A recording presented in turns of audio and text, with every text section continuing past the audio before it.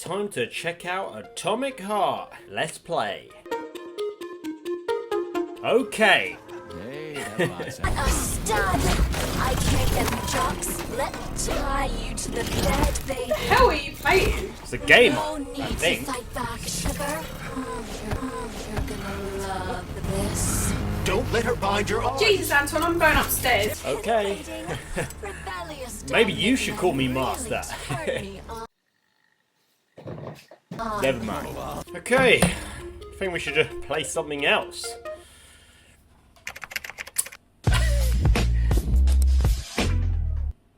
What?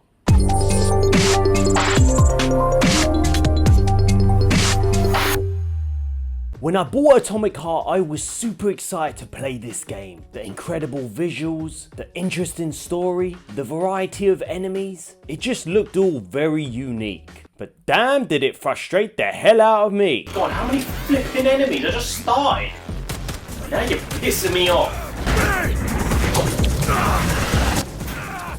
I'm gonna have a break. It's a very linear game with some open world aspects, which I wish they didn't even bother trying. So this will be my spoiler-free review of Atomic Heart on PS5. Now let me show you. Jesus, what I I'm can trying to do. focus here. As you start the game, details and dialogue are thrown at you so much and there is so much information to take on. I very quickly lost the plot of the story. There was too much information going. I was just like, I don't know what's going on. Set in an alternate history where the Soviet Union has mastered robotics and technology. You play as a special agent Major Nechav, or P3, whose job is to investigate Facility 3826, where the robots have gone absolutely rogue. You have your trusty polymer glove Charles, who's an intelligence who you can converse with throughout the game. And this is where the glove really starts talking to you about the whole plot stories, the characters, and I just got so confused. No one could possibly circumvent the algorithms created by Professor Lebedev's team at the Academy of Consequences. It's not until the last third of the game where it all starts coming together and you finally understand. The game opens up with an insane sequence where you are walking through a massive celebration and it looks incredible. They are all celebrating the launch of a neural network designed to give humans even greater control over robots. You see some of the tech they have developed by being able to interact with other NPCs, which go into a bit more depth. Speaking to an NPC and he was telling me about this technology, and all of a sudden a little bit further down I saw the same guy. Who's this guy? You can get your own personalized device this very instant. The same guy. Good day, 2 comrade. seconds down the road. Closer. Hello, motherfucker. The dialogue was coming at you so quickly that it just didn't give me enough time to sink it all in. As I was trying to find my way with the controls, where I was going, fighting enemies, I couldn't multitask to that extent. On one hand, I'm trying to listen to what they're saying, and on the other hand, I'm absolutely getting pied off with robots. The dialogue is still going on. So you're telling me a handful of traitors somehow managed to hack into Collective, a network created by the best minds in the Soviet Union? You won't be able to enter the theater as long as the Bellyash is guarding the entrance. We'll be inside in 5 minutes flat. Yeah, I'm not sure what was going on. I really enjoyed the comedic banter between your character and Charles. I thought it was brilliant. It wasn't annoying or cringe like Forspoken, that was just on another level. If you're someone who likes a silent protagonist, you're probably going to think this is a bit too much. You meet some characters early on like this lady, which throughout the entire game you're wondering, who the hell is she? The game expects you to piece together what is actually going on, but on the other hand, it doesn't give you enough explanation until you get to the final third and then it starts all piecing together. Problem is, the majority of the game, I didn't care about the story. I was just playing just to get through it. Until I got to the final third, then I was fully interested in the game. And then I was at the end. There are 2 alternate endings, which is pretty cool, but there aren't many multiple choice options throughout the game, or any if I remember. There might have been 1 or 2 dialogue options. So it was nice that they put that in, because based off what you learn throughout the game, you can then be like, you know what, I'm gonna go with this option. After you have essentially been airlifted in a very cool futuristic car to the base 3826, you are dumped straight away into your first mission, and it's up to you to just get on with it. Some of the missions are underground bases and facilities that you have to infiltrate and fully explore in order to gain access to a certain area or retrieve something. What I loved about these enclosed areas is that you get to explore so many different rooms. You get to use your very cool polymer glove to scan by double tapping R1, and if you hold R1 you scoop up supplies which will result in more parts for upgrades, more bullets for your weapons, or small little cool pocket watches that are voice recordings. And this part of the game was so addicted. I just loved holding R1 and just scooping. It was just, I don't know why it was so addictive. This is so fun. So therapeutic. Look at that noise. I could do this all day.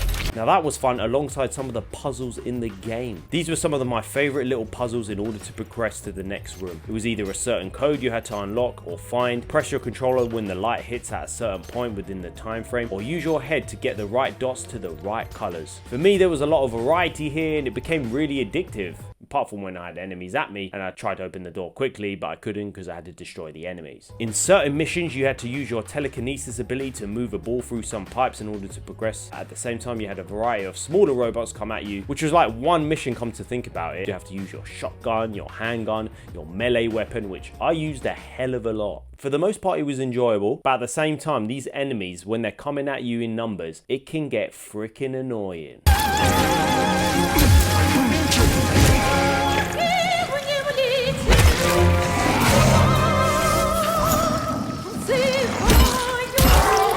Or if you get seen by a camera, which you forget to temporarily disable, then all of a sudden robots are after you.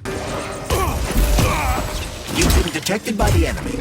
More robots will arrive shortly. It only took me pretty much the whole game to realize you don't have to just disable the camera. I could have shot it and destroyed it, which I didn't actually know. Overall, the facility missions were my favorite. There was so much variety and it was genuinely more interesting, from locating body parts for a certain robot or simply just looking for a bad guy. You uncover even more puzzles that take a hell of a lot of thinking and persistence, but for me, this was the best part of the game. I feel like the design work was amazing. I wanted to explore every room there was. But when you came to the open world aspect of it, yeah, it's a different story.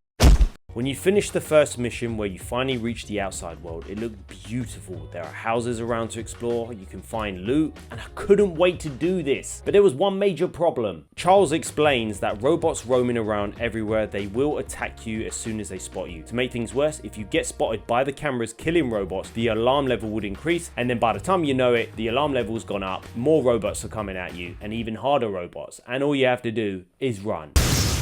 How do I know the current alert level? Your polymer retina is equipped with an alert level indicator. To the telescopes. At least someone here isn't trying to finish it. Are you fucking blind? You can't see me! There are cameras and robots everywhere. It feels like the game does not encourage you to explore. Like, I go to explore a house and then there's a few robots. As soon as I come out, I get caught by robots. And then all I ever ended up doing, I'm just gonna run to the next point. Yeah, screw it, I'm just running. Forget it, I'm just running. I don't care. I don't care. Didn't even realize that you could drive cars in the game. When I found that car, all I thought was, nope, I'm not stopping for anything. Forget finding loot, we're going to the next checkpoint.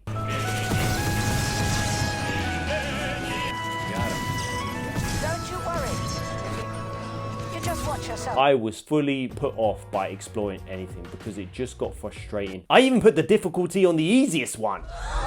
I know, I'm not even proud of it. And not to forget, ammo is pretty low, so you can't even just blast these robots. You're just gonna waste your ammo. Now you start off with a melee weapon, which is like an axe, and I thought I would like this the least out of all the cool guns you do get. But damn, I seem to use this weapon the most. You got your standard attack, and also if you pressed L2, it would spin to try and take out multiple enemies around you. You could then dodge as well, which was quite hard and frustrating, especially with the robots that were wearing black, as they were much tougher than the standard white ones. Like, they were a lot more freaking hard. Till I upgraded some of my weapons, they were hard to kill, especially with my axe. Shotgun, yeah, but I didn't have much ammo. Hold this for me, would ya? When we come to the menus and the upgrades and abilities, trust me when I say it was the most confusing thing. I quickly got access to a handgun that relied on recharging, which was very cool. which you could shoot out standard shots. Or if you held L2, it would literally charge up and unleash a massive blast to destroy quite a few enemies in close proximity. I had the shotgun, which made my life so much easier, but again, I ran out of bullets quite quickly. So that's why I resulted in using my melee weapon as often as possible. I had another normal handgun and I absolutely loved it. It was quick, it was effective, and especially when you aim for the head, boom, they would come clean off. Those were pretty much the only weapons I had, but throughout the game, you would find blueprints to other weapons, and then what you could do with resources you found, you could then make that weapon. Problem is, maybe because I didn't explore enough, I only had those 3 to 4 weapons the majority of the game because I didn't have enough resources to create new weapons, and they seem to have quite a few cool weapons, but I was pretty much happy with the weapons I had, to be honest. What else I didn't realize until a little bit later in the game is your glove can have certain abilities that can vastly help out in combat, such as freezing enemies or creating a shield for a short period of time so you can defend off enemy attacks. And those were the only 2 I was using. It wasn't very long, but it did make a hell of a lot of difference. But before we carry on, I'm going to need a coffee, and as of this recording, it's a Sunday morning, and Saturday I got the norovirus, so I was going to record my video yesterday, and oh my gosh, I was throwing up all day, and I thought I need to get this video out. So I apologize if I look a bit weird, my eyes, I'm feeling really ill, but I'm still trying to get this video out. Anyways, I need a coffee.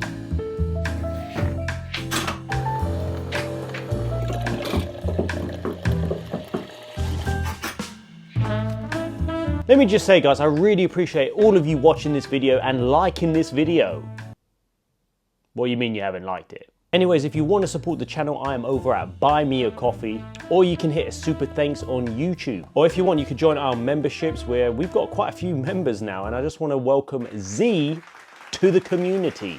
Also, I do plan to put a second live stream on eventually, not yet, but we will. I will probably do a poll or something, whether you'd want to see another chilled live stream, or you'd want to see me gaming, or maybe a co-op gaming with you guys. Let me just say, we do live streams once a week and we have so much fun, and for some reason, this balloon is now called Alan, and we said we're going to pop him when we hit 20,000 subscribers. Isn't that right, Alan? You better not. Did he just say something?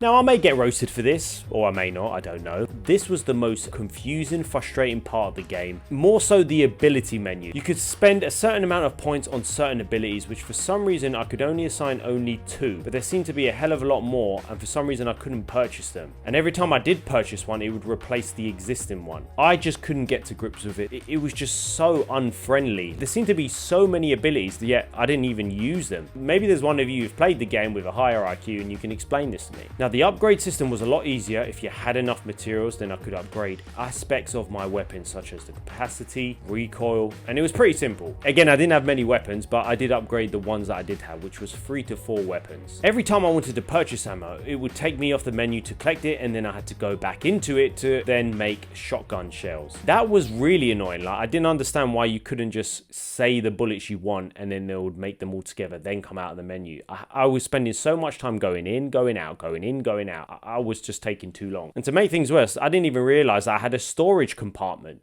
You blew it! Okay, I know, I'm going to take that. I'm pretty stupid. But still, it does not make it clear. Then I realized I was storing up so much ammo, so I didn't have to purchase so much. I've played hard games like Demon's Souls and Elden Ring. The game could have made it a lot more easier to understand. Or is it me? You blow it. In terms of performance for Atomic Heart, it was super smooth for most of the game. The game looked absolutely incredible, from inside detailed bunkers, houses, and of course the beautiful super semi-open world. Especially at the start of the game where you instantly feel attached to the world and you can feel this world. There were only certain places that certain machines looked like they dropped frames, which was pretty obvious the further I got away from them. And as I got closer, they seemed to speed up. This wasn't a deal breaker, but I just thought I'll mention it. I got stuck a couple of times in a certain spot and it was freaking annoying and funny at the same time, and I had to reload the game.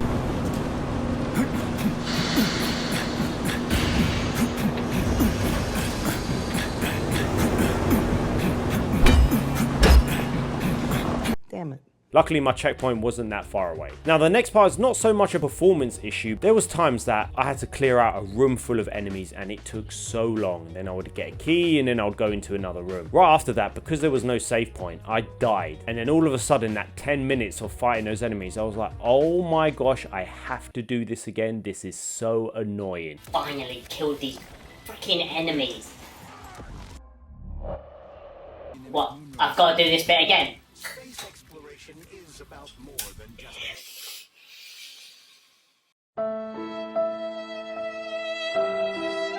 Make sure you save this damn game because I ain't doing this again. Now, the enemies and the major bosses were rich with detail. They looked amazing. To be totally honest with you guys, they were super annoying. From the get-go, all I did was die.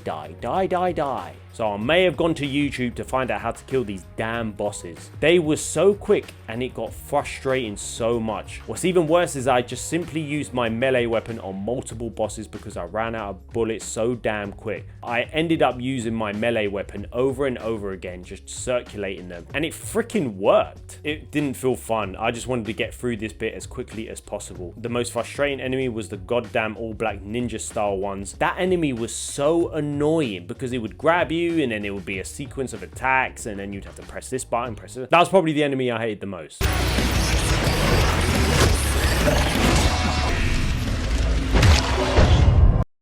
Atomic Heart on the PS5 is a visually stunning game. There is so much detail to this world, so much life, and so much story to tell in this alternate history. Your main character has a lot about him, a lot you may not understand, but throughout the game you will start to understand him and understand what is going on. For me, you didn't know until the last third of the game. Because there are so many twists, the story tries to fill you in as much as possible through constant dialogue that was very overwhelming, by talking throughout combat, which I couldn't engage in, and I just wish they wouldn't put it at a time where I'm fighting enemies. The enemies are unique, especially the big bosses, which I found frustrating more than enjoyable. For some reason, the complex bosses, I got away with just hitting them constantly until they died, instead of a specific sequence or specific approach. And for me, the goal was to do that as quickly as possible. As much as I wanted to explore this gorgeous outside world, the semi-open world didn't encourage exploration because of the constant enemies that took up so much of the open world, as well as those damn cameras that just kept bringing more robots to you. If you really take your time to learn the upgrade system and the ability points, I think that will make your experience a lot more enjoyable. The puzzles were fun, but when you fully understand the massive twist near the end of the game, that is when I cared the most for it, and it was just a bit annoying because I was so disengaged throughout the majority of the game. That is why for me, I would have to give this game a 6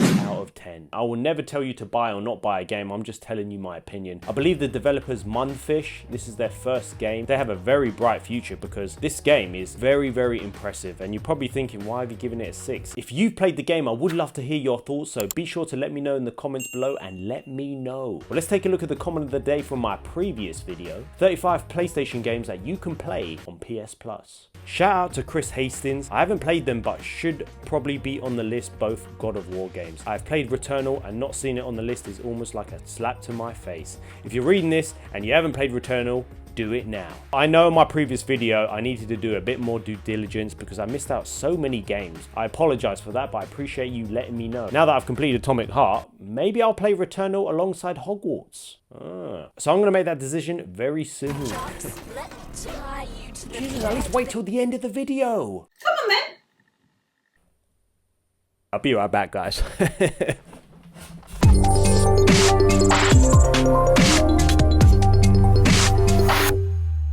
Why are you in my gaming chair? It's mine. I bought it. Alright, let's do this. Oh man, I'm so ill. Huh? I bought it. So? Are we good? I'm so ill. Ah, man. Some of the bottles as well. Well, yeah, you need to clear them. Excuse me. This is your job too. Oh, This is disgusting. Disgusting. anyways, I need a coffee. Whoops. I've forgotten something. And enemies and cameras that took... Oh, you bastard. Come on then.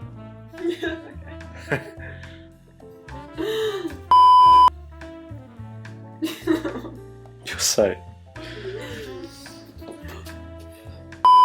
All of a sudden you care about the kitchen when you're like a mess. Exactly, don't even try. Yeah. I'm not